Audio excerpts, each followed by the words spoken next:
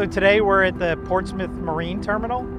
This is the site where the Coastal Virginia Offshore Wind commercial project will stage the large equipment for offshore construction. So today we have the arrival of the first pieces of major equipment on the vessel.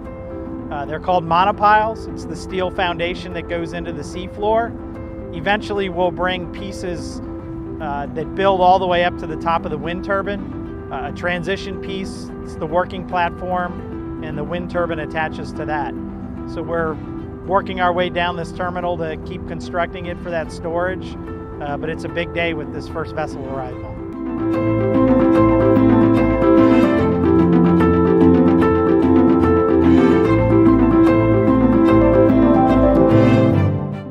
This is an exciting day for our company, and more importantly, the Commonwealth, as we develop what will be the largest offshore wind farm in the United States. This project will play a vital role in helping us execute our mission, delivering reliable, affordable, and increasingly clean energy that powers our customers every day.